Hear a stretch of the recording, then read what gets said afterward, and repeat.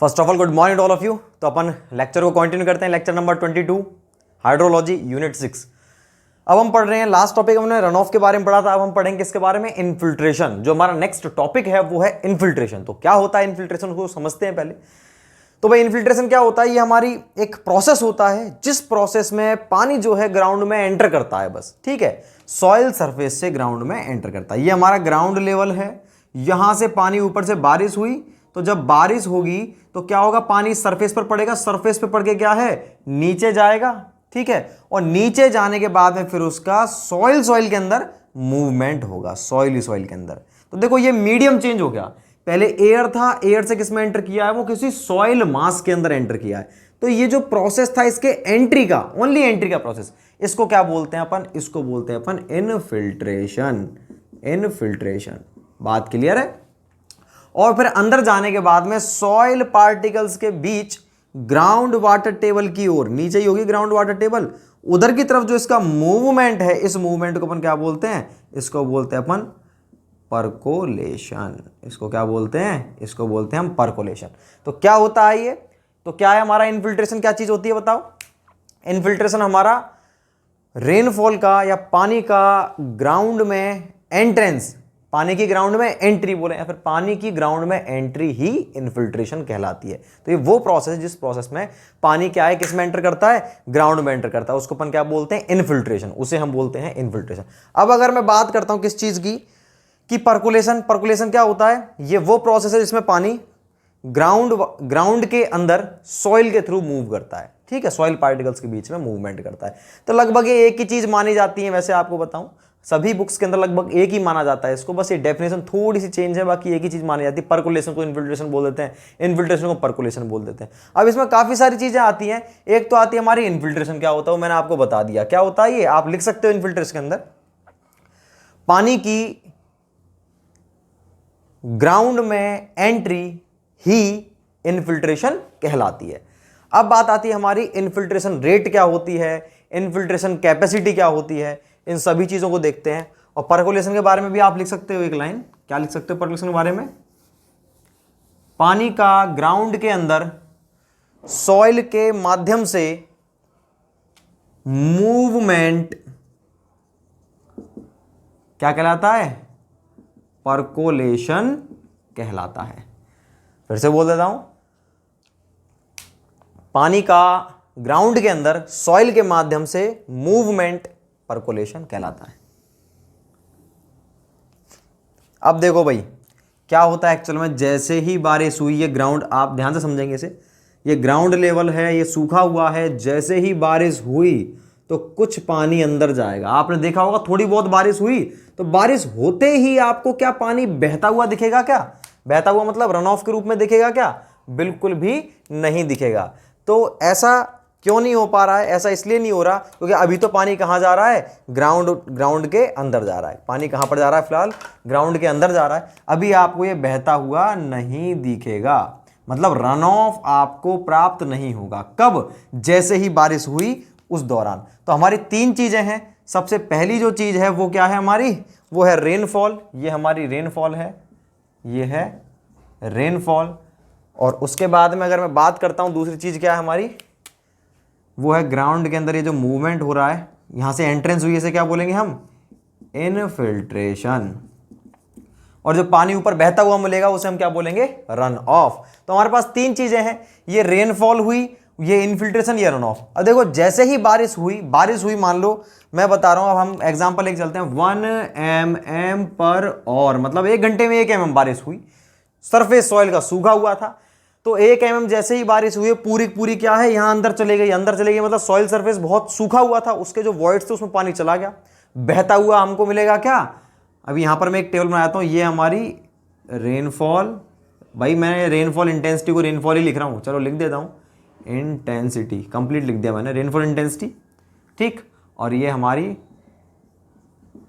Infiltration, और ये है तीसरी चीज क्या, रन ऑफ। 1 mm पर और बारिश हुई, पूरा पानी अंदर चला गया, बहता हुआ नहीं मिला, और अभी भी हमको केवल सॉइल का सरफेस गीला दिख रहा है, ऐसा नहीं कि उसमें से पानी हमको झलक रहा है, बिल्कुल नहीं। तो पूरा पूरा पानी, इनफिल्ट्रेशन कितना है, पूरा है, पूरा पूरा पानी अंदर जा रहा है एक का एक। आपको रन ऑफ मिल रहा है क्या? बिल्कुल नहीं मिल रहा। 2 mm पर और बारिश हुई, अब भी क्या हो रहा है? पूरा पानी अंदर जा रहा है। रन ऑफ मिलेगा क्या? नहीं मिलेगा। तो बारिश होती जा रही है, 12 बजे से स्टार्ट हुई थी, 12:05 हो गए, लेकिन अभी तक हमको बहता हुआ पानी नहीं मिला, सारा पानी अंदर जा रहा है। जैसे अगर मैं बात बताऊं आपको बजरी की, बजरी के ऊपर आप क्या करो, ऊपर से पानी डालो, आप पानी डालते गए तो बजरी गीली दिखेगी, नीचे पानी जाता जा रहा है, लेकिन बजरी के ऊपर पानी नहीं दिखेगा आपको बहता हुआ। क्यों? क्योंकि अभी तो बजरी अंदर से सूखी हुई है। जब तक वो अंदर के सारे सारे वॉइड सैचुरेट नहीं हो जाएंगे तब तक बहता हुआ पानी हमको दिखेगा ही नहीं बजरी के अंदर से। ऐसे सेम चीज यहां पर है। तो अब हम बात कर रहे हैं इससे नेक्स्ट की, इसके अंदर क्या कर रहे हैं अपन, 2 mm के बाद में 3 mm पर और 4 mm पर और 5 mm, हम देखते जा रहे हैं, ये होता जा रहा है, लेकिन इसमें हमको रन ऑफ प्राप्त नहीं हो रहा।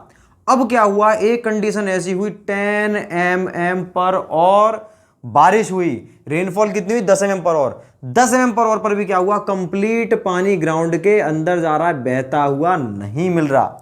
लेकिन जैसे ही मैंने देखा कि 10 से थोड़ी सी भी ज्यादा हुई, थोड़ी ज्यादा मतलब 10.1 भी हुई ना, तो अगर बारिश कितनी हुई, 10.1 mm पर और भी हुई तो तो आपको 0.1 mm पर और किसके रूप में मिल रहा है? बहता हुआ मिल रहा है। मतलब अंदर कितना जा रहा है पानी? 10 mm पर और। अगर बारिश कितनी हुई उसके बाद में 10.5 mm पर और हुई तो आपको बहता हुआ कितना मिल रहा है? 0.5 mm पर और। मतलब अंदर कितना जा रहा है? 10 mm पर और। अब हम देख लिया कि ये जो कैपेसिटी है, ये जो रेट है, वो क्या हो चुकी है?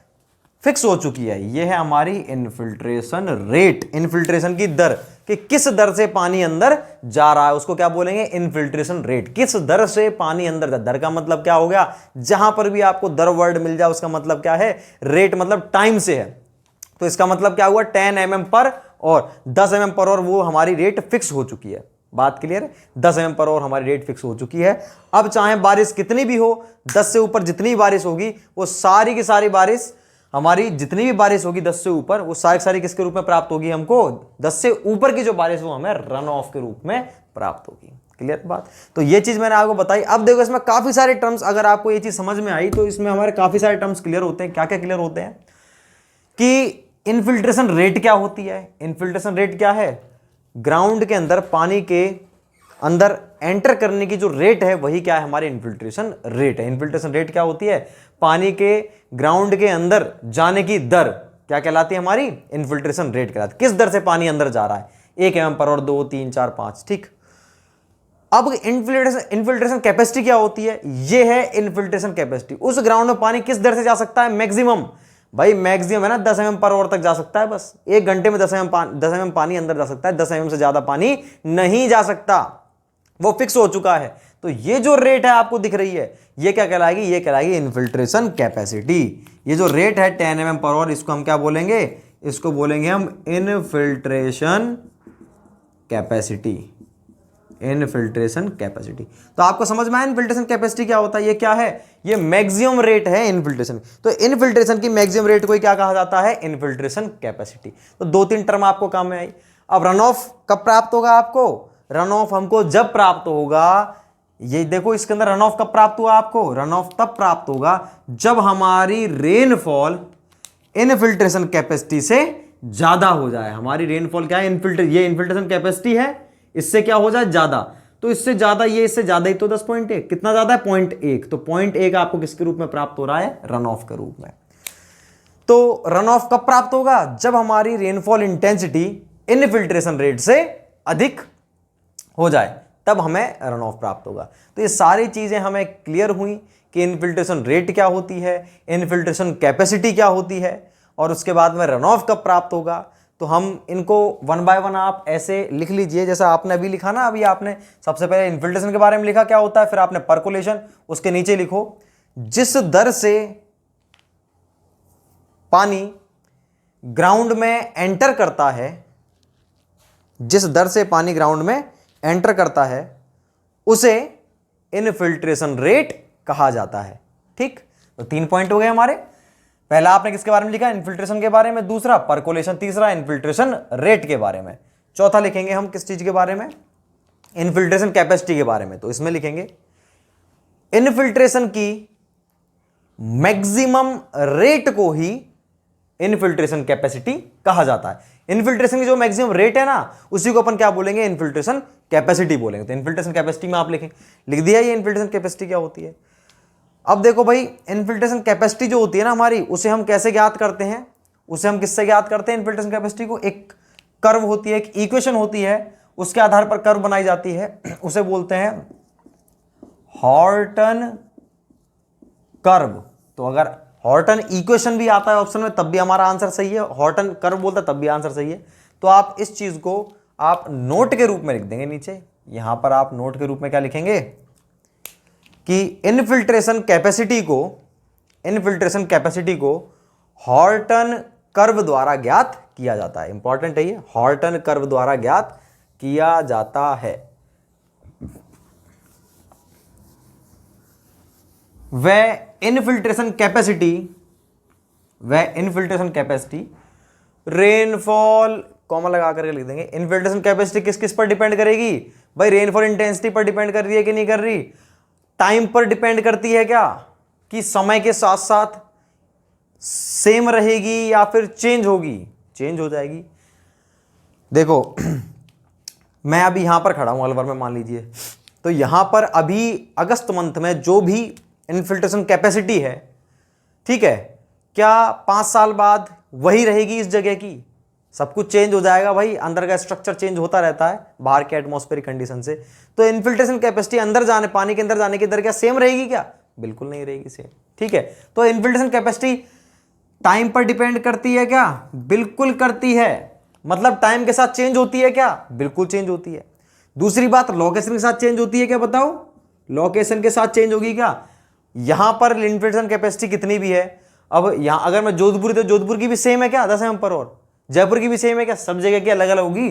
तो लोकेशन के साथ भी चेंज होती है। और किस किस पर निर्भर करती है? सॉइल की परमेबिलिटी पर निर्भर करेगी कि नहीं करेगी? बिल्कुल करेगी। परमेबिलिटी मतलब ये देखो, ये हमारी सॉइल थी, इस सॉइल की परमेबिलिटी बहुत ज्यादा है। ज्यादा का मतलब इसमें इसकी कैपेसिटी इतनी ज्यादा है कि पानी बहुत ज्यादा इसके अंदर जा सकता है, तो मतलब इसकी परमेबिलिटी ज्यादा है। तो ज्यादा है तो ज्यादा जल्दी जल्दी जाएगा नीचे पानी, ज्यादा जल्दी जाएगा तो इनफिल्ट्रेशन रेट अधिक होगी। तो ये बहुत सारी चीजों पर निर्भर करता है। तो क्वेश्चन पूछे आपसे तो आप बता सकते हो कि क्या इनफिल्ट्रेशन, आप जनरल सोच करके बता सकते हैं इनफिल्ट्रेशन कैपेसिटी किन किन चीजों पर निर्भर करेगी या नहीं करेगी। किसी सरफेस पर 2 ग्राउंड है हमारे पास, एक पर वेजिटेशन है, वेजिटेशन का मतलब पेड़ पौधे उगे हुए हैं, एक पर वेजिटेशन नहीं है, तो बताओ किसकी ज्यादा होगी? जिस पर नहीं है उसकी ज्यादा होगी इनफिल्ट्रेशन रेट।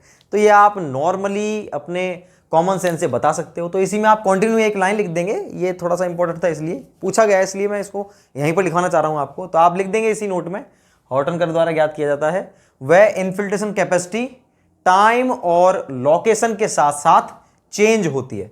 वह इनफिल्ट्रेशन कैपेसिटी टाइम और लोकेशन के साथ साथ चेंज होती है, ठीक। नोट नंबर 2 लिख देंगे, नोट नंबर 2 लिखेंगे, हमें रन ऑफ कब प्राप्त होता है भाई? नोट नंबर 2 में लिख देंगे।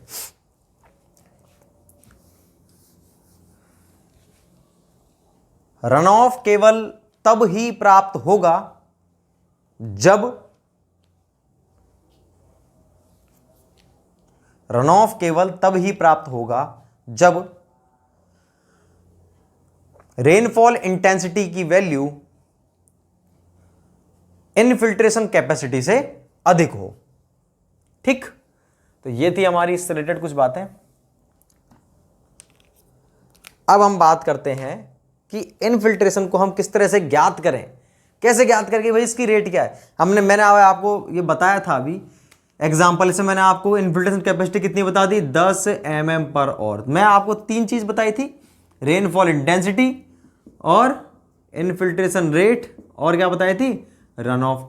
रेनफॉल इंटेंसिटी तो मुझे मालूम है, रेन गेज पढ़ चुका हूं, और रेन गेज में मैंने आपको बताया था काफी प्रकार के होते हैं, 2 प्रकार के होते हैं। कौन कौन से? नॉन रिकॉर्डिंग और रिकॉर्डिंग। तो रिकॉर्डिंग के अंदर मैं रेनफॉल इंटेंसिटी को ज्ञात कर सकता हूं क्या? बिल्कुल कर सकता हूं। तो मतलब ये वैल्यू तो मुझे पता है with the help of instruments like weighing rain gauge, tipping type, tipping bucket, weighing bucket, और तीसरा कौन सा था हमारा? Float type. तो इन तीनों के हम देख चुके थे उसके अंदर। अब देखो इससे हम मतलब ये वाली चीज हमें पता है पहले से, लेकिन इनफिल्ट्रेशन रेट कैसे पता चले मुझे? ये तो मुझे मालूम ही नहीं। मुझे क्या मालूम भाई पूरा पानी अंदर जा रहा है, कितने पे। चलो ठीक है, ये मैंने पता भी कर लिया। मैंने देखा भाई, मैं क्या देख रहा हूँ, इन्फिल्ट्रेशन रेट देख रहा हूँ 2 पर है, और मुझे बहता हुआ नहीं दिख रहा, तो मुझे इन्फिल्ट्रेशन रेट भी मालूम है। क्यों मालूम है? क्योंकि आपको क्या चीज मालूम है, आपको रेनफॉल इंटेंसिटी मालूम है, आपको रेनफॉल इंटेंसिटी मालूम है, और रन ऑफ प्राप्त नहीं हो रहा, मतलब जितनी रेनफॉल हो रही है उतना पूरा का पूरा पानी अंदर जा रहा है इन्फिल्ट्रेशन के रूप में। तो जितनी रेनफॉल इंटेंसिटी वही क्या है, इन्फिल्ट्रेशन रेट, और ये मुझको मालूम है 2 पर और। तो ठीक है, मुझे मालूम था इन्फिल्ट्रेशन रेट के बारे में, पता है कितनी हो रही कितनी नहीं, लेकिन ये मुझे कैसे पता चलेगा कि इसकी इन्फिल्ट्रेशन कैपेसिटी कितनी है, मतलब कितनी रेनफॉल इंटेंसिटी के बाद हमें रन ऑफ के रूप में प्राप्त हो। वो तो अचानक से होगा, अचानक से होगा वो, ठीक है। थोड़ा बहुत पानी तो भाई सरफेस पर भी पड़ा रहेगा, जैसे ऊपर से बारिश होगी तो ये नहीं पूरा पूरा पानी एकदम से अंदर चला गया, यहाँ सरफेस पर भी आपको दिखेगा थोड़ा बहुत पानी, बस बह नहीं रहा, तो आप पता नहीं कर पाए कि इन्फिल्ट्रेशन कैपेसिटी को आप ज्ञात नहीं कर पाए कि कौन सी हमारी इन्फिल्ट्रेशन रेट मैक्सिमम थी, मतलब जिस पर हमारा पानी जो है नीचे जाना उसकी मैक्सिमम कैपेसिटी पर पहुंच चुका है। तो ये चीज़ हम नहीं पता कर पाए। तो इस चीज़ को हम मतलब हम 10 पर और कैसे आया हमें ये नहीं पता, उसको ज्ञात करने के लिए हम किसका यूज़ करते हैं, इन्फिल्ट्रेशन के इंडेक्सेस का यूज़ करते हैं। तो इन्फिल्ट्रेशन के इंडेक्सेस क्या होते हैं? इन्फिल्ट्रेशन इंडेक्स जनरली हमें इन्फिल्ट्रेशन कैपेसिटी ही बताते हैं। इसको हम 2 प्रकार से डिनोट करते हैं, एक तो होता है हमारा फाई इंडेक्स और एक होता है हमारा डब्ल्यू इंडेक्स। देखो ये टर्म थोड़ी सी टिपिकल है, थोड़ी सी डिफिकल्ट है, लेकिन समझना इनको बहुत आसान है। आप कॉन्सेंट्रेटली समझेंगे तो आपको समझ में आएगा। ये बस नाम अजीब दे दिए, बाकी ऐसा कुछ नहीं कि हम इसको समझ नहीं सकते। अब देखो आप इसको समझेंगे इस चीज़ को धीरे धीरे। तो मैंने अभी आपको बताया कि हमें ये चीज़ नहीं मालूम कि किस रेट पर पानी अंदर जा रहा, मतलब इन्फिल्ट्रेशन कैपेसिटी क्या थी इसकी, हमें ये चीज़ नहीं मालूम। तो इन्फिल्ट्रेशन कैपेसिटी हमें नहीं मालूम, तो हम कैसे निकालेंगे उसको? हम निकालते हैं कैसे? 2 इंडेक्सेस हैं इन्फिल्ट्रेशन कैपेसिटी निकालने के लिए। तो इन्फिल्ट्रेशन इंडेक्स हमारे नेक्स्ट टॉपिक हमारा क्या, इन्फिल्ट्रेशन इंडेक्स। और इन्फिल्ट्रेशन इंडेक्स हमारे 2 होते हैं। पहला होता है हमारा, पहला मैं फाई इंडेक्स लिख देता हूं, फाई इंडेक्स, और दूसरा है हमारा डब्ल्यू इंडेक्स। इनके नाम ऐसे दे दिए हैं बस, फाई इंडेक्स, डब्ल्यू इंडेक्स।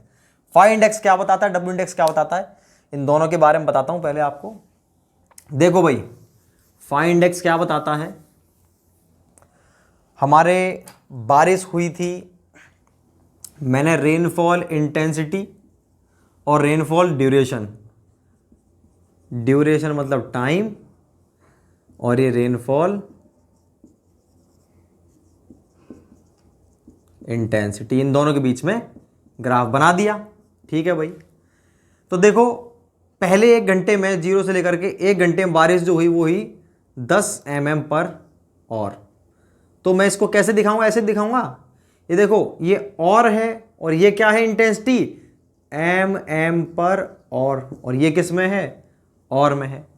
तो ये जो ऑर्डिनेट आएगा ये वैल्यू, उसको मैं क्या लिखूंगा, 10 ही तो लिखूंगा, 10 ही तो लिखूंगा इसको। देखो ये इसकी पर और है, और ये क्या है, और क्या बचा, तो ये क्या होगी इसकी वैल्यू, 10 10 और पढ़ूंगा क्या है इसको, 10 पर और बारिश हुई थी 1 घंटे के लिए। तो कितनी बारिश हुई हमारी 10 यही तो बात है। रेनफॉल कितनी हुई, 10 रेनफॉल इंटेंसिटी क्या है, 10 पर और। तो ये वाला ऑर्डिनेट 10 होगा।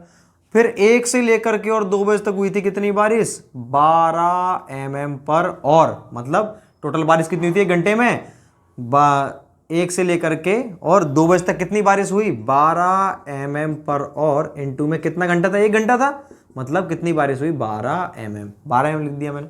इस तरह से मैं लिखता जा रहा हूँ। फिर हुई थी हमारी 16 18 फिर 14 12 8 इस तरह से बारिश होती चलेगी, 3 4 5 6 7, ये हमारी बारिश हो रही थी, मैंने लिख दिया। ये इस तरह का जो हमारा ये ग्राफ बना है इसको हम क्या बोलते हैं, इसको हम बोलते हैं हाइटोग्राफ। तो हाइटोग्राफ क्या होता है, रेनफॉल इंटेंसिटी और ड्यूरेशन के बीच बना ग्राफ, उसे क्या बोलते हैं हम, हाइटोग्राफ। ठीक, ये हमारा हाइटोग्राफ था। हाइटोग्राफ मैंने बना दिया। अब क्या है जो अब मैं देखना चाह रहा हूं कि इन्फिल्ट्रेशन कैपेसिटी को मैं कैसे कैलकुलेट कर पाऊं, इन्फिल्ट्रेशन कैपेसिटी को मैं किस तरह से कैलकुलेट कर पाऊं, मैं कैसे ज्ञात करूंगा।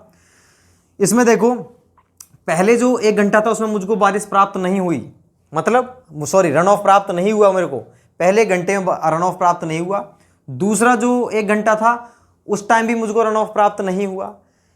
तीसरे में वो हुआ नहीं हुआ, मुझे पता ही नहीं चला कि वो बहता हुआ तो दिख रहा था, मुझे समझ नहीं आया कि वो इस वाले टाइम पीरियड में मेरे को बहता हुआ मिला था रन ऑफ, इस वाले मिला था, इस वाले मुझे नहीं पता। अब मैं यही चीज़ तो निकालना चाह रहा हूँ कि इन्फिल्ट्रेशन कैपेसिटी को मैं किस तरह से कैलकुलेट कर पाऊँ। तो हम क्या करते हैं, हमने कंप्लीट पूरा ये डेटा ले लिया।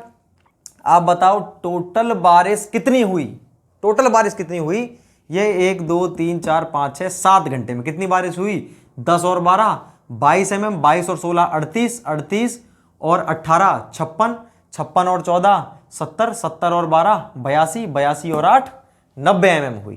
कितनी बारिश हुई भाई, 90 mm बारिश हुई। कितने घंटे में, 7 घंटे में 90 mm बारिश हुई 7 घंटे में।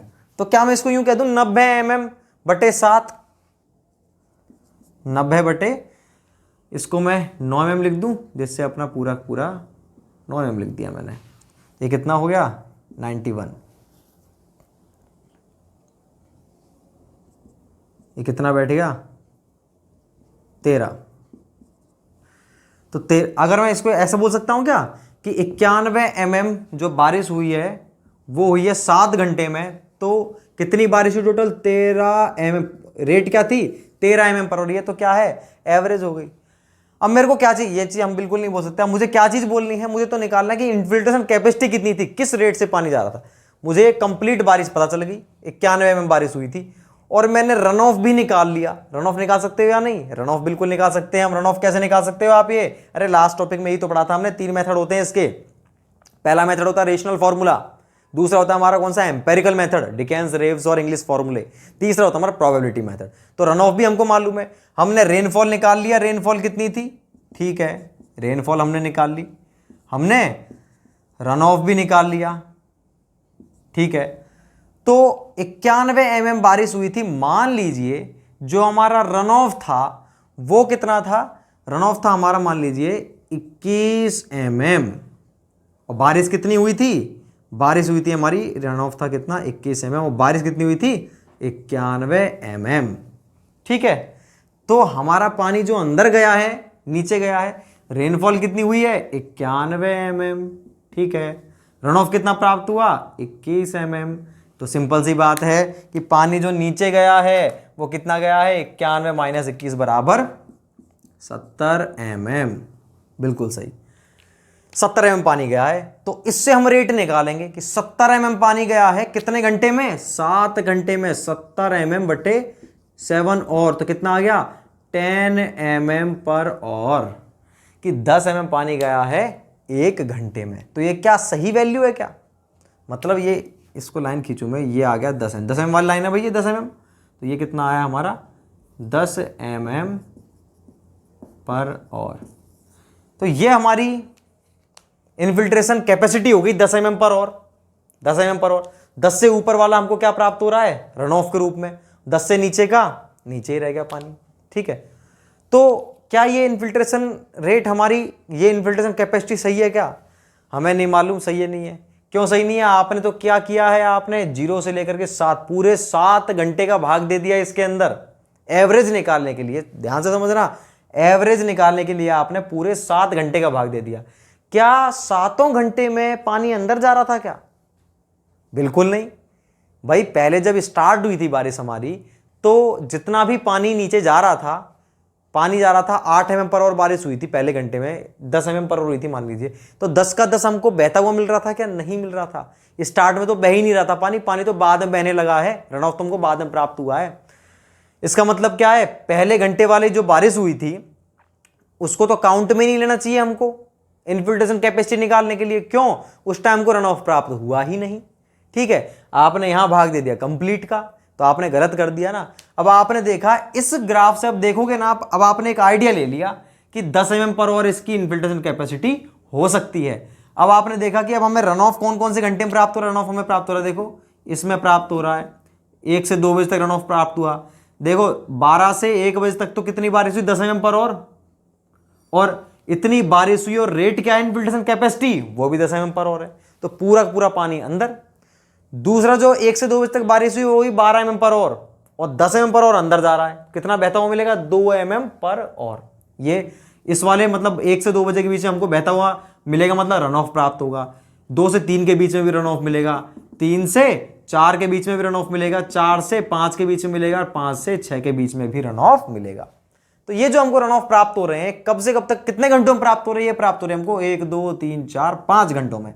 ये हमको प्राप्त हो रहे हैं 5 आवर्स के बीच में प्राप्त हो रहे हैं, 5 घंटों में। इसका मतलब क्या है, इन घंटों में जो बारिश हुई है, ठीक है, इन घंटों में हमारे जो भी बारिश हुई है और जो रन ऑफ हमको प्राप्त हुआ है, हमको इन घंटों में हमको निकालना चाहिए। इन घंटों के हिसाब से हमको निकालना चाहिए, किस चीज को निकालना चाहिए, इन घंटों के हिसाब से हमको निकालना चाहिए इनफिल्ट्रेशन कैपेसिटी को।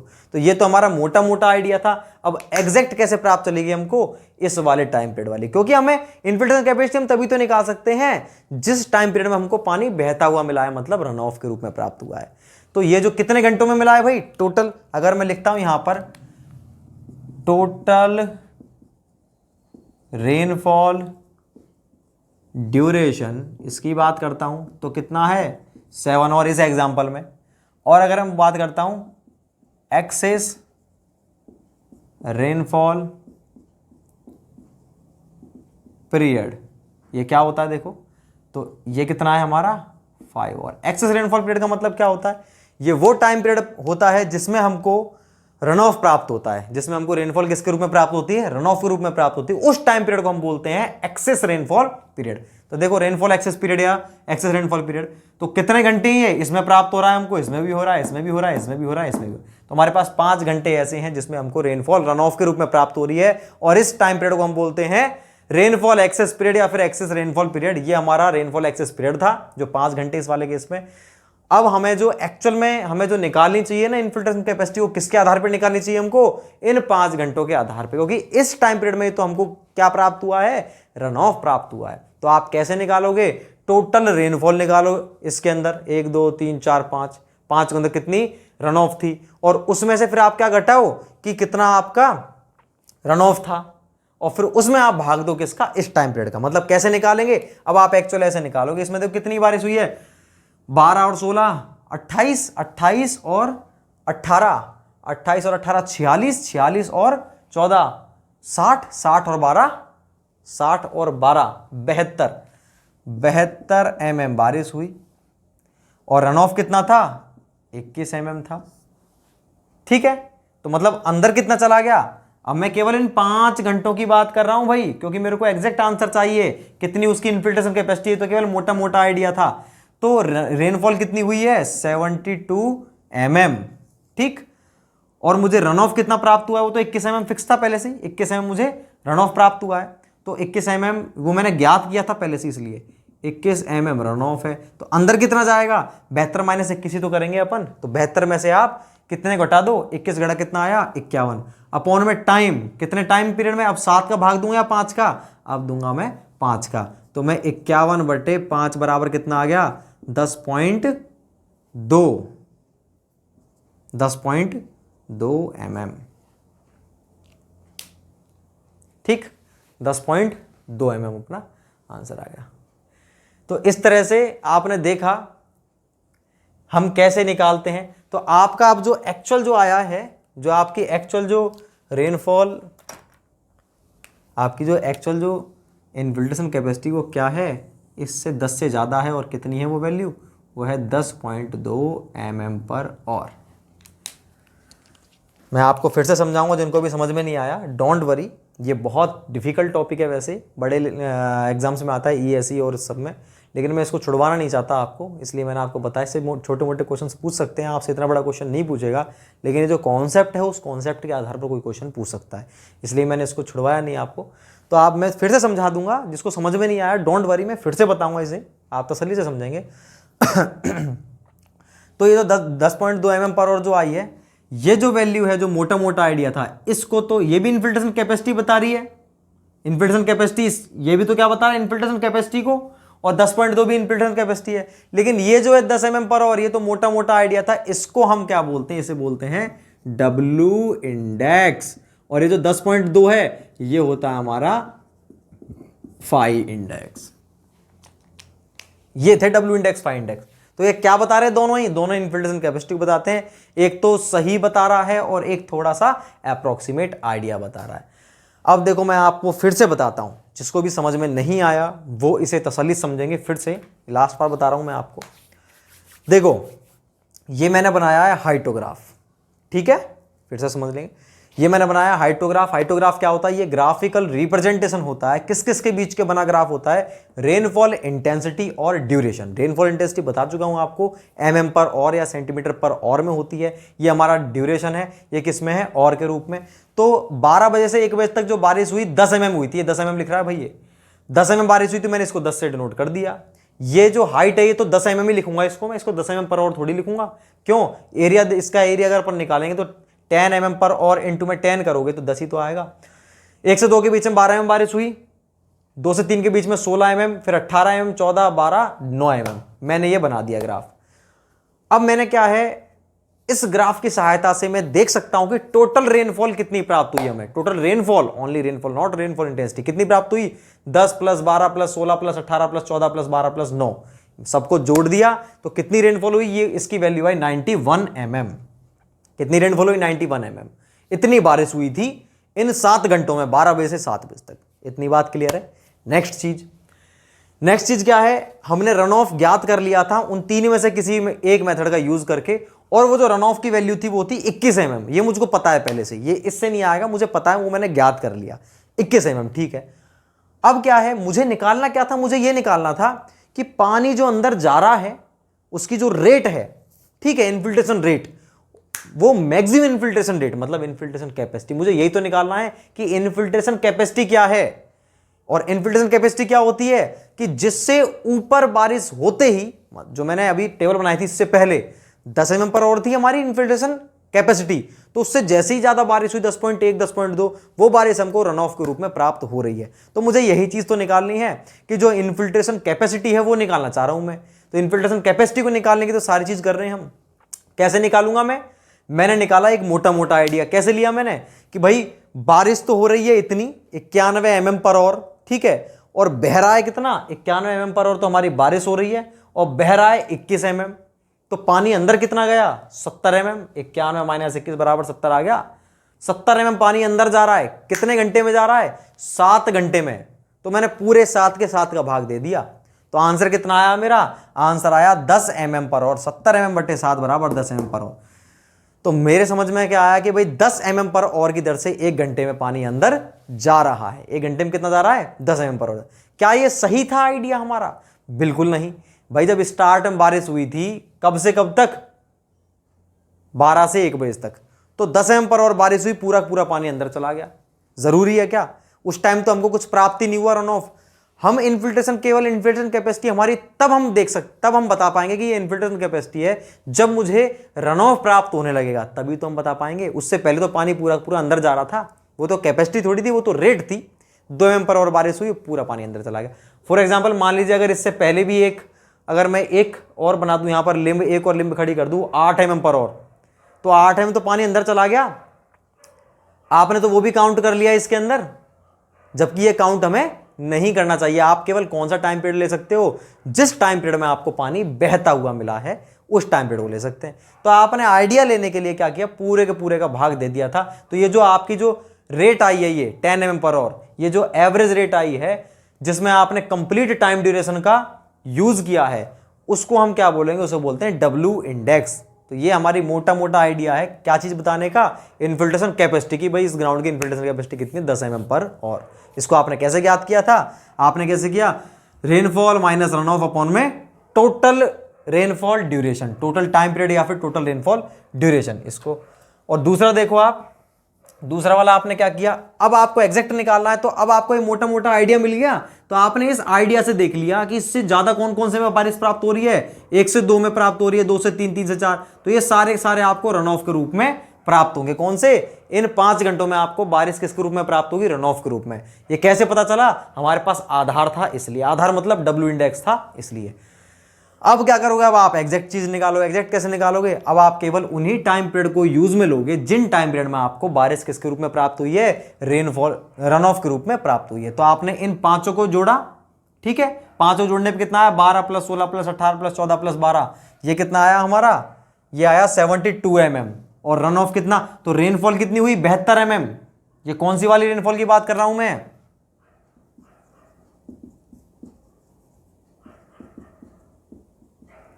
ये मैं बात कर रहा हूं उस रेनफॉल की जो रेनफॉल हमको रन ऑफ के रूप में प्राप्त हो रही है। जिस टाइम में हमको रेनफॉल के रूप में क्या प्राप्त हो रहा है? रन ऑफ प्राप्त हो रहा है, उसकी बात कर रहा हूं। कितनी हो गई? ये 72 mm। रन ऑफ कितना था? 21 mm। तो कितना आया? ये 51 mm। ठीक है। कितने घंटे में प्राप्त हुआ था? 5 घंटे में। 5 का ही भाग दिया, तो 5 का भाग देंगे, 7 का भाग नहीं देंगे। ये जो 5 है, इस टाइम पीरियड को हम क्या बोलते हैं? इसको बोलते हैं रेनफॉल एक्सेस पीरियड। मतलब ये कौन सा टाइम पीरियड है? ये वो टाइम पीरियड है जिसमें हमको रेनफॉल रन ऑफ के रूप में प्राप्त होती है। ठीक है। तो हमारा आंसर कितना आ गया? 10.2 mm। तो अब हमारी जो एग्जैक्ट चीज आई है वो क्या? 10.2 mm पर आवर। इसको, इस वाली इन्फिल्ट्रेशन इंडेक्स को, इन्फिल्ट्रेशन कैपेसिटी को हम क्या बोलते हैं? फाई इंडेक्स बोलते हैं। ये हमारा एक्चुअल था। इस तरह से हम इन दोनों चीजों को निकालते हैं। ठीक है। तो पहले अपन इन दोनों की डेफिनेशन लिखेंगे, उसके बाद में इन दोनों में जो डिफरेंस है उसको एक टेबल के रूप में लिख लेंगे, फाई इंडेक्स और डब्ल्यू इंडेक्स में। इनसे पूछ सकता है। उसके बाद फिर आप इस क्वेश्चन को लिख लेना समझने के पर्पज से। तो सबसे पहले तो मैं आपको लिखवाता हूं फाई इंडेक्स के बारे में। तो फाई इंडेक्स डब्ल्यू इंडेक्स में क्या अंतर है? बस ये एवरेज रन ऑफ या रेनफॉल को बताता है जिससे ऊपर प्राप्त हुई। ये average run of, sorry, average rainfall को बताता है। ये एवरेज रेनफॉल ही तो होगी एक तरह से 10.2 mm पर आवर। ये रेनफॉल के ही तो हैं सारे के सारे। तो मैं इसको बोलूँ 10 mm, 10.2 mm पर आवर बारिश, या बोलूँ 10.2 mm per hour infiltration capacity, बात तो एक ही है। ठीक है। जो हमने टेबल स्टार्ट में बनाई थी, कौन सी वाली? 10 mm per hour, 10 mm per hour जो हमारी वैल्यूज आ रही थी, वो याद करो आप। तो फाई इंडेक्स क्या बता रहा है? एवरेज रेनफॉल बता रहा है 10.2 mm। एवरेज रेनफॉल को बता रहा है जिससे अधिक हुई रेनफॉल हमें रन ऑफ के रूप में प्राप्त होती है। मतलब 10.2 से ऊपर अगर बारिश हो रही है तो वो अधिक बारिश किसके रूप में प्राप्त होगी? हमें रन ऑफ के रूप में। मान लो 11.2 हुई तो 1 mm पर आवर, कितनी mm? 10.2 तो पूरा अंदर चला जाएगा पानी, और ये क्या है? 11.2 बारिश हो रही है तो आपको बहता हुआ कितना मिलेगा? 1 mm पर आवर। तो अपन एक लाइन लिखेंगे फाई इंडेक्स के अंदर, यह टोटल रेन, सॉरी एक मिनट, फाई इंडेक्स की बात करें ना, टोटल रेनफॉल पीरियड नहीं आएगा इसमें। कौन सा है? केवल रेनफॉल एक्सेस पीरियड। इसको कौन से पीरियड के लिए याद करते हैं हम? रेनफॉल। रेनफॉल एक्सेस पीरियड के दौरान, रेनफॉल एक्सेस पीरियड के दौरान प्राप्त हुई वह एवरेज रेनफॉल जिससे अधिक रेनफॉल वॉल्यूम हमें रन ऑफ वॉल्यूम के रूप में प्राप्त होती है, कॉमा फाई इंडेक्स कहलाता है। क्लियर है बात? तो फाई इंडेक्स क्या होता है? मैंने क्या लिखवाया? रेनफॉल एक्सेस पीरियड के दौरान, कौन से period? Rainfall excess. Rainfall excess period के दौरान वह एवरेज रेनफॉल, मतलब 10.2 है, वह एवरेज रेनफॉल जिससे अधिक प्राप्त हुई रेनफॉल वॉल्यूम। वॉल्यूम निकाल सकते हैं क्या? नहीं। रेनफॉल तो mm के रूप में होती है, उसको एरिया से गुणा कर दो, वॉल्यूम आ गया। जिससे अधिक प्राप्त हुई रेनफॉल वॉल्यूम हमको किसके रूप में प्राप्त होती है? रन ऑफ वॉल्यूम के रूप में प्राप्त होती है। सिंपल लिख दिया। उसमें ये लाइन लिख दो आप, इसे केवल, कंटिन्यू कर दो, इसे केवल रेनफॉल एक्सेस पीरियड के लिए ज्ञात किया जाता है। ठीक। उसके बाद फिर सेकंड डब्ल्यू इंडेक्स में लिखेंगे। डब्ल्यू इंडेक्स में एक लाइन लिखेंगे, टोटल रेनफॉल पीरियड के दौरान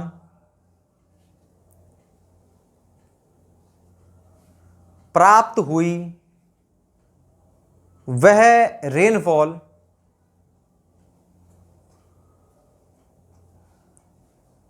जिससे अधिक रेनफॉल, कॉमा लगाएं, कॉमा, रन ऑफ के रूप में प्राप्त होती है,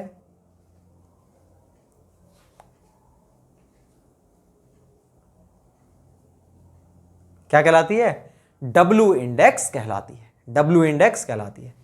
ठीक, तो ये रेनफॉल क्या कहलाएगी हमारी? डब्ल्यू इंडेक्स कहलाएगी। कौन सी वाली? 10 mm पर आवर। इसमें केवल एक ही लाइन इंपॉर्टेंस के नीचे आप अंडरलाइन लगा देंगे, कौन सा? Total rainfall duration. तो इसमें हम किसका यूज करते हैं? टोटल रेनफॉल ड्यूरेशन का यूज करते हैं, और उसमें हम किसका यूज करते हैं?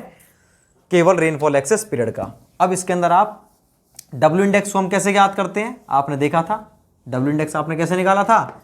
डब्ल्यू इंडेक्स हमने ऐसे निकाला था, डब्ल्यू इंडेक्स, इसको ध्यान रखो, आप देखो कैसे निकाला 10 mm आपने? Total rainfall, total rainfall minus क्या किया था आपने? रन ऑफ, माइनस एक चीज और होती है हमारी, वो क्या होता है? मैं लिखता हूं,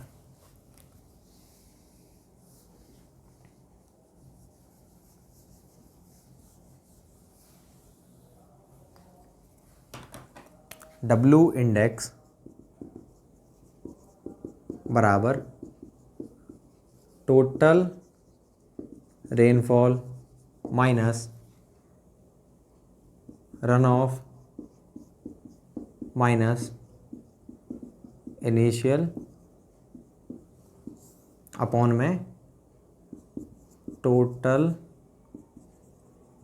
रेनफॉल ड्यूरेशन, या इसको मैं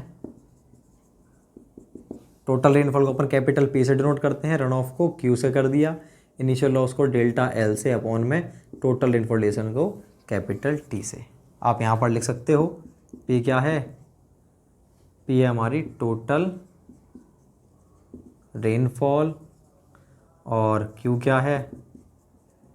रन ऑफ, और डेल्टा एल क्या है?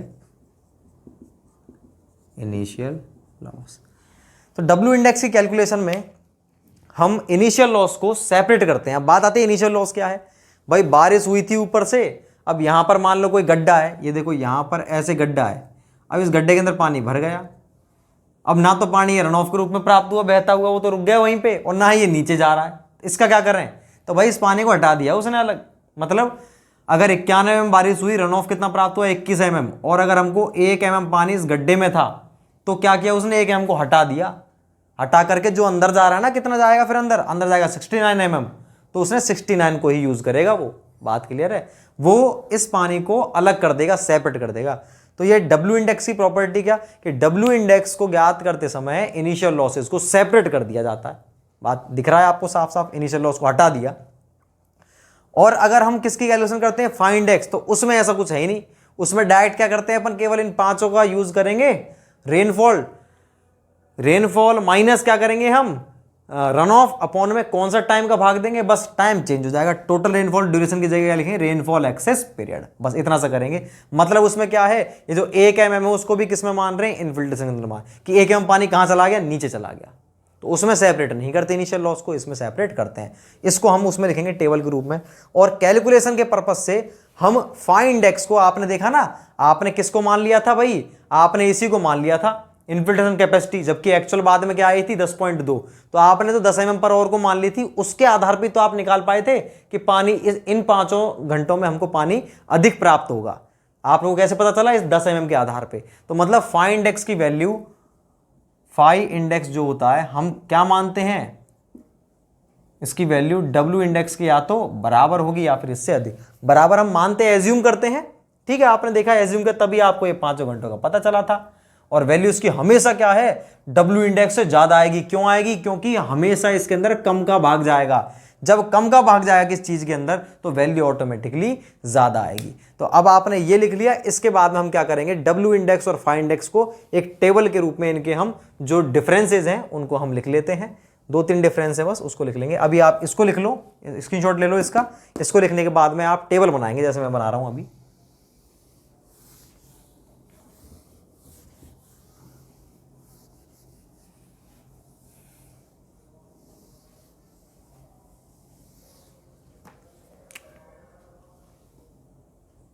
तो टेबल में एक तरफ लिखेंगे अपन डब्ल्यू इंडेक्स, दूसरी तरफ लिखेंगे फाई इंडेक्स। इसमें डब्ल्यू इंडेक्स में पहला पॉइंट लिखेंगे इसकी कैलकुलेशन में टोटल रेनफॉल ड्यूरेशन को काम में लिया जाता है। इसकी कैलकुलेशन में टोटल रेनफॉल ड्यूरेशन को काम में लिया जाता है, ठीक। और फाइव इंडेक्स में लिख देंगे, फाइव इंडेक्स में लिख देंगे इसकी कैलकुलेशन में ओनली रेनफॉल एक्सेस है। इसकी कैलकुलेशन में ओनली रेनफॉल एक्सेस पीरियड को काम में लिया जाता है। लिख लिया भाई पहला पॉइंट। दूसरा पॉइंट लिखेंगे फाइव इंडेक्स के अंदर, सॉरी डब्ल्यू इंडेक्स में लिखेंगे, इसमें इनिशियल लॉसेज को सेपरेट किया जाता है। इसमें तो अलग कर देते हैं लॉसेज को भाई, इसमें इनिशियल लॉसेज को सेपरेट किया जाता है। दूसरी तरफ लिखेंगे फाइव इंडेक्स में, इसमें इनिशियल लॉसेज को इनफिल्ट्रेशन में ही मानते हैं। इसमें इनिशियल लॉसेज को इनफिल्ट्रेशन में ही मानते हैं या माना जाता है, ठीक। दो पॉइंट हो गए। तीसरा पॉइंट लिखेंगे W index will always be less than equal to phi index. W index phi index से क्या होगा, हमेशा कम या बराबर, और phi index will always be greater than equal to W index. ये तीसरा पॉइंट लिख देंगे अपन। तो ये इन तीनों के बारे में कुछ बात थी जिससे क्वेश्चन बनता है, वो मैंने आपको इस टेबल के अंदर लिख दी। बस इन तीन पॉइंट के अलावा और कुछ नहीं बनेगा। इन तीनों को लिख लेंगे। तीन के बाद में अब देखो एक आप नोट डालेंगे। अब नोट में किसको लिखेंगे, नोट डालकर लिखेंगे रेनफॉल एक्सेस पीरियड। इसके बारे में लिखते हैं क्या होता है, कौन सा टाइम पीरियड होता है, आप भूल जाओगे इसलिए मैं लिखवा देता हूं। रेनफॉल एक्सेस पीरियड में लिखेंगे ये वो टाइम पीरियड होता है, ये वो टाइम पीरियड होता है जिसमें हमें रेनफॉल कॉमा रन ऑफ के रूप में प्राप्त होती है। जिसमें हमें रेनफॉल कॉमा किसके रूप में प्राप्त होती है, रन ऑफ के रूप में प्राप्त होती है। अब आप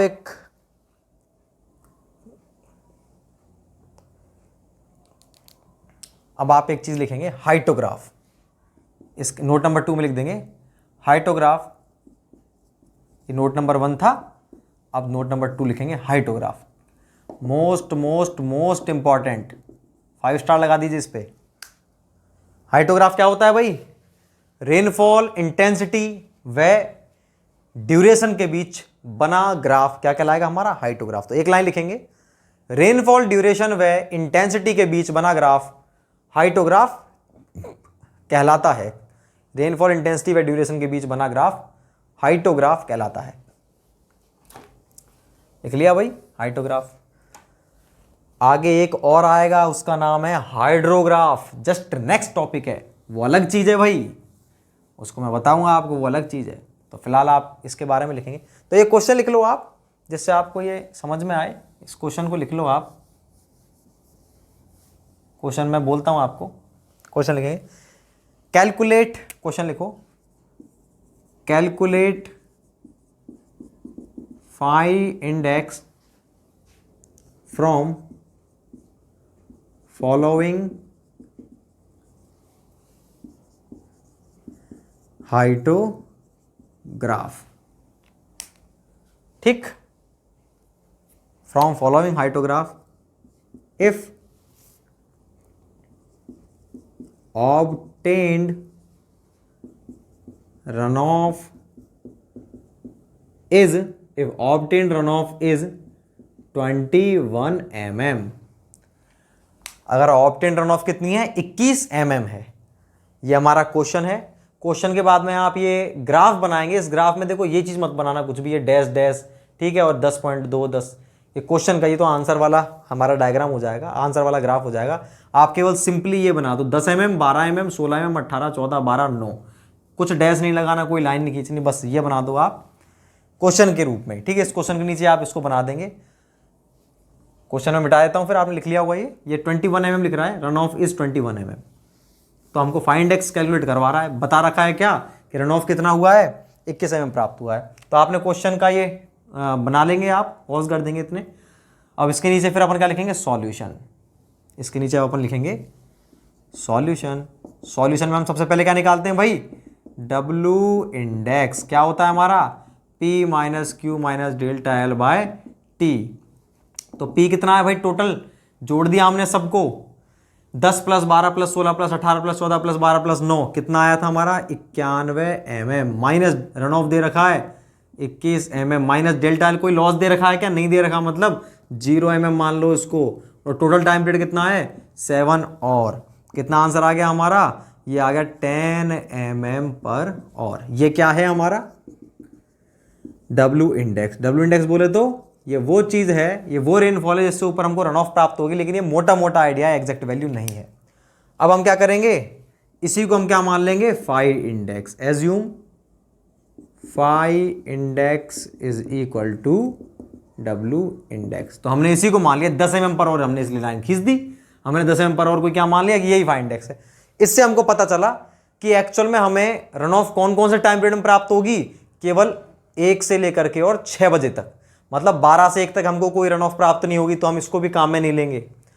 6 से 7 बजे तक की कोई प्राप्त नहीं होगी, इसको भी काम में नहीं लेंगे। तो हमको किससे पता चला, ये मोटे मोटे आइडिया से हमने ये बना दिया। उसके बाद में फिर आप क्या करोगे, ये डायग्राम बना दोगे।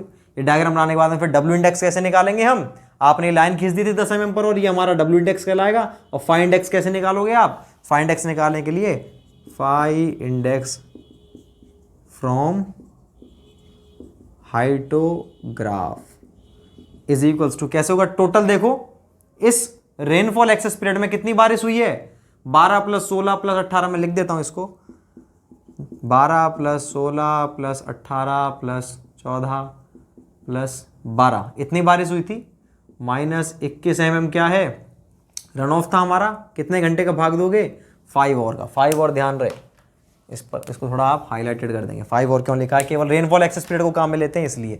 तो कितनी वैल्यू आई थी ये हमारी, ये आई थी 10.2 mm पर और। तो ये क्या है हमारा, ये हमारा actual phi index, actual infiltration capacity है, मतलब ये है हमारी एक्चुअल 10.2 mm पर और से नीचे पानी जा रहा था। यहाँ पर टोटल रेनफॉल ड्यूरेशन 7 और था, और रेनफॉल एक्सेस पीरियड कितना है 5।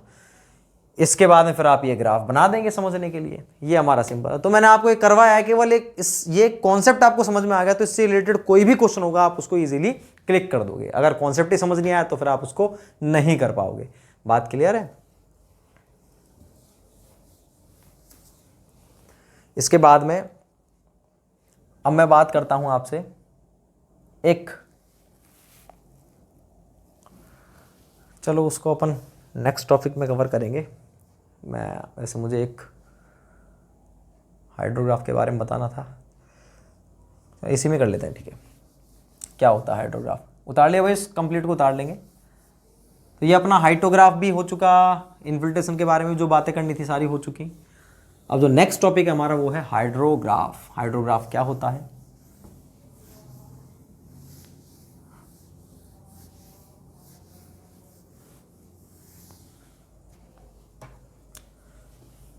मैं बनाता हूं पहले।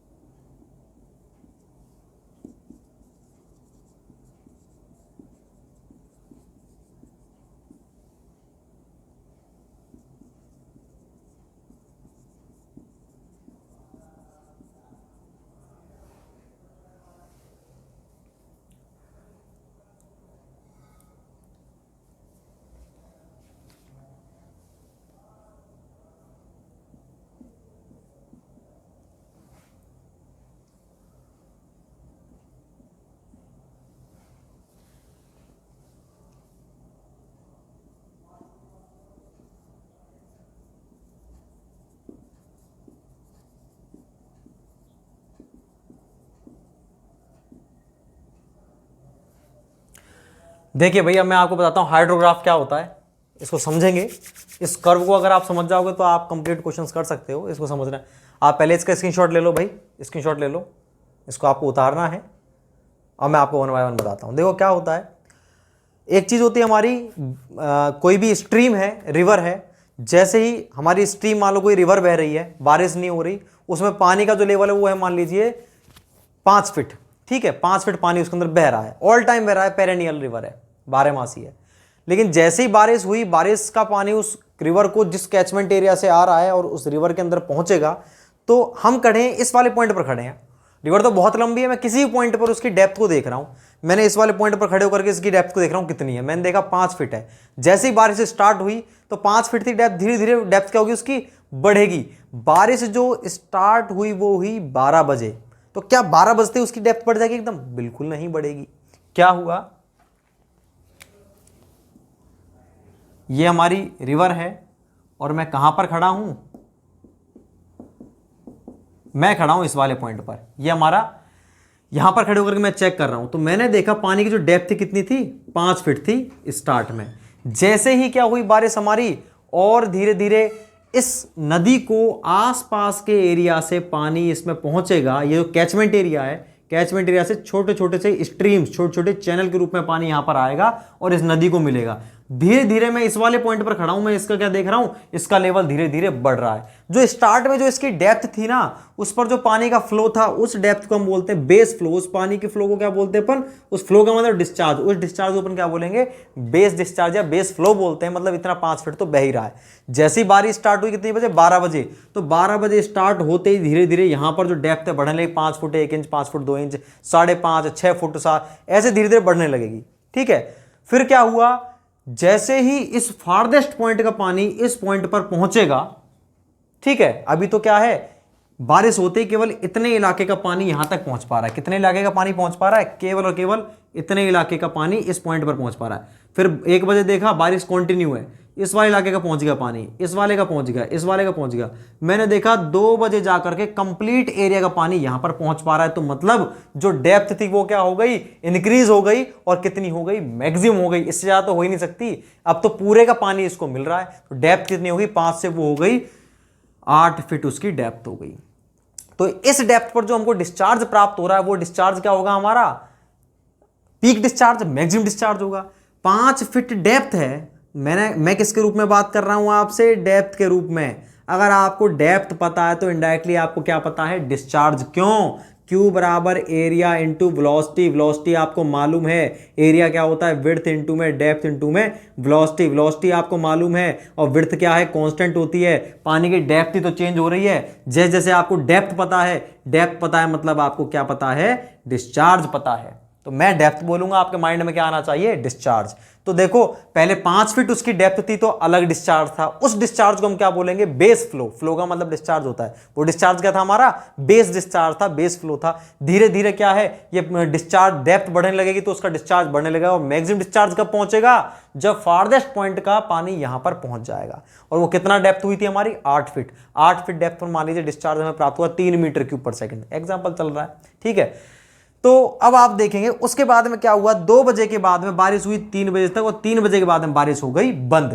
तो बारिश बंद होते ही क्या इसकी डेप्थ 8 फीट से एकदम से क्या हो जाएगी, कम हो जाएगी क्या, बिल्कुल नहीं। एकदम से कम हो जाएगी क्या, बिल्कुल नहीं। क्या होगा, धीरे धीरे उसकी डेप्थ कम होगी, 8 से 7, 6, 5, 4, 3, 7, 8, 7, 6, 5.5 और फिर 5 फुट के बाद में कांस्टेंट। क्यों, क्योंकि 5 फुट तो चलता हुआ आ रहा था पहले से, बेस फ्लो तो उसमें पहले से मौजूद था पेरेनियल वाटर का। तो ये जो इस तरह से पानी की डेप्थ बढ़ी, फिर क्या हुई, धीरे धीरे से मैक्सिमम होकर के घटने लगी। ये कर्व को हम बता रहे हैं डिस्चार्ज के रूप में। ये है देखो डिस्चार्ज मीटर क्यूब पर सेकंड, ये है ड्यूरेशन, और ये कंप्लीट है, यहां से यहां तक है ड्यूरेशन, 0 से लेकर के आगे तक है। ये हमारा बेस फ्लो था 5 फीट, धीरे धीरे क्या है, बढ़ने लगी। यहां से स्टार्टिंग हुई है एक तरह से क्या है, जो कर्व है देखो इस तरह से, ये हमारी कर्व जो क्या है एकदम से इस ए पॉइंट पर जाकर के ऐसे चेंज हो गई। देखो बहुत स्लाइट चेंज दिख रहा है इसके अंदर। तो हम एक तरह से कहेंगे ये स्टार्ट हो रहा है, कौन सी, भुजा को इंग्लिश में बोलते हैं लिम्ब। तो कौन सी लिम्ब है, ये हमारी बढ़ती हुई, मतलब राइजिंग लिम्ब है। ये राइजिंग लिम्ब है, ये बढ़ती जा रही है। इसके बाद में एक पॉइंट आया बी, वो मैं बताऊंगा क्या होता है। फिर क्या हुआ, डिस्चार्ज मैक्सिमम हो गया, मैक्सिमम बाद में फिर बारिश बंद हो चुकी है, ये धीरे धीरे घटने लगा। बारिश तो 3 बजे ही घट गई, 3 बजे ही बंद हो गई, मतलब 3 घंटे की बारिश थी। ये तो हमारा बारिश वाला टाइम है 3 घंटे का, ठीक है, 0 से लेकर के और 3 घंटे का टाइम तो ये है, इस तरह से दिखाया मैंने। और ये क्या दिख रहा है आपको, ये आपको क्या दिख रहा है, अभी तो पढ़ा था हमने, ये हाइड्रोग्राफ है, इसको साइड में बनाते हैं, ये हमारा हाइड्रोग्राफ है। तो 3 बजे के बाद में लेकिन जो डेप्थ कम होती जा रही है वो तो होगी कम से कम, नहीं तो 12 घंटे बाद, 14 घंटे बाद, तो चलता जा रहा है ये प्रोसीजर। फिर मैंने देखा अगले दिन जाकर के ये डेप्थ कम होने लगी, कम होते होते होते फिर से कितनी हो गई, 5 हो गई। तो यहां पर ये जो हमारी भुजा थी, इस भुजा को क्या बोलते हैं, फॉलिंग लिम्ब। ये जो भुजा है आपको दिख रही है सी से लेकर ई तक, इसको बोलते हैं फॉलिंग लिम्ब या रिसेशन। रिसेशन का मतलब क्या होता है, खत्म होना। ये है राइजिंग लिम्ब। तो ये लिम्ब क्लियर है आपको। ये जो 2 पॉइंट है ना, बी और सी, ये दोनों पॉइंट पर कर्व चेंज होती है और इन दोनों ही पॉइंट पर डेप्थ हमको क्या है, सेम प्राप्त होती है, मतलब डिस्चार्ज हमको सेम प्राप्त होता है। तो इन दोनों पॉइंट को हम क्या बोलते हैं, इनफ्लेक्शन पॉइंट। और ये कौन सा डिस्चार्ज था हमारा, ये था हमारा पीक डिस्चार्ज, मैक्सिमम डिस्चार्ज। तो ये जो कंप्लीट जो ग्राफ बना है, उस ग्राफ को हम क्या बोलते हैं, हाइड्रोग्राफ। तो हाइड्रोग्राफ बेसिकली किस किस के बीच में बना हुआ ग्राफ होता है। ये क्या चीज थी, ये रन ऑफ तो था हमारा।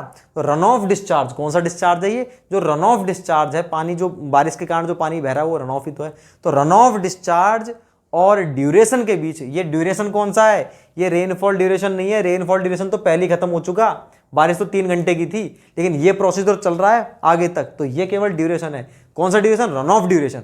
तो रन ऑफ डिस्चार्ज व ड्यूरेशन के बीच बना ग्राफ क्या कहलाता है, हमारा हाइड्रोग्राफ। और हाइड्रोग्राफ क्या था, रेनफॉल इंटेंसिटी और ड्यूरेशन के बीच बना ग्राफ। ये किसके बीच में, रन ऑफ डिस्चार्ज और ड्यूरेशन के बीच में। यो वो क्या था, रेनफॉल इंटेंसिटी, और ये क्या है, रन ऑफ डिस्चार्ज। ये होता है हमारा हाइड्रोग्राफ। अब इसके अंदर 1-2 पॉइंट और हैं जिसको अपन लिखेंगे। लैग टाइम क्या होता है, पीक टाइम। तो लैग टाइम क्या है, यहां पर मैंने हाइड्रोग्राफ बनाया है। इस हाइड्रोग्राफ में जो आसमानी आसमानी दिख रहा है आपको, ये कौन सा पीरियड है, TRE। TRE मतलब एक्सेस रेनफॉल पीरियड या रेनफॉल एक्सेस पीरियड। आप जानते हो, ये पढ़ चुके हो अभी। ये वही वाला जो अभी चल रहा था, 7 घंटे में से 5 घंटे वाली चीज है ये। बाकी ये 2 घंटे कौन से हैं, ये 2 घंटे हमारे टोटल टाइम ड्यूरेशन वाले हैं, ठीक है। तो इसका जो सेंटर है वो और हाइड्रोग्राफ का सेंटर, इन दोनों के जो बीच की डिस्टेंस है उसको क्या बोलते हैं, लैग टाइम। तो लैग टाइम क्या होता है, लैग टाइम क्या होता है हमारा, रेनफॉल एक्सेस पीरियड के सेंटर ऑफ मास और हाइड्रोग्राफ के सेंटर ऑफ मास के बीच की डिस्टेंस लैग टाइम कहलाती है। बीच का जो टाइम पीरियड है उसी को क्या बोलते हैं हम, लैग टाइम बोलते हैं। दूसरा हमारा टीपी, पीक टाइम क्या होता है, देखो ये स्टार्ट हो रही है हमारी कौन सी कर्व, राइजिंग लिम्ब। तो राइजिंग लिम्ब के स्टार्टिंग पॉइंट व पीक डिस्चार्ज के बीच का ड्यूरेशन क्या कहलाएगा, पीक ड्यूरेशन कहलाएगा। और ये टीबी क्या है हमारा, ये बेस टाइम है। बेस टाइम कौन सा होगा, ये हमारा स्टार्टिंग से लेकर के एंडिंग, मतलब 5 फीट से स्टार्ट होता 5 पे खत्म हो गया। तो हमारे राइजिंग लिम्ब के स्टार्टिंग पॉइंट व फॉलिंग लिम्ब के एंडिंग पॉइंट के बीच का ड्यूरेशन क्या कहलाता है, हमारा बेस टाइम कहलाता है। तो पहले आप एक लाइन हाइड्रोग्राफ के बारे में लिखेंगे, फिर इन सब चीज़ों के बारे में लिखेंगे। तो हाइड्रोग्राफ के बारे में क्या लिखेंगे हम, इसके बारे में लिखेंगे रन ऑफ डिस्चार्ज व ड्यूरेशन के बीच बना ग्राफ हाइड्रोग्राफ कहलाता है। उसके बाद आप ये हाइड्रोग्राफ बना देंगे। अब उसके बाद में इन चारों पॉइंट को लिखेंगे 1 बाय 1, ऐसी डायरेक्ट हेडिंग डाल करके। ये तो आप जानते हो, रेनफॉल एक्सेस पीरियड के बारे में तो लिखने की जरूरत है नहीं, इसको तो केवल आप TRE को लिख देंगे। TRE क्या होता है, ये जो TRE लिख रहा है, TRE का मतलब क्या है, TRE बराबर रेनफॉल एक्सेस। तो आप पहले लिखेंगे लैग टाइम के बारे में, TL। लैग टाइम के बारे में क्या लिखेंगे, यह रेनफॉल एक्सेस पीरियड के सेंटर ऑफ मास व हाइड्रोग्राफ के सेंटर ऑफ मास, ये बीच वाला आसमानी रंग का दिखा, वह हाइड्रोग्राफ के सेंटर ऑफ मास के बीच का ड्यूरेशन होता है या टाइम पीरियड होता है। तो लैग टाइम हो गया। सेकंड, पीक टाइम के बारे में लिखेंगे। पीक टाइम क्या होता है, राइजिंग लिम्ब के स्टार्टिंग पॉइंट व पीक के बीच का टाइम ड्यूरेशन पीक टाइम कहलाता है। नेक्स्ट लिखेंगे बेस टाइम।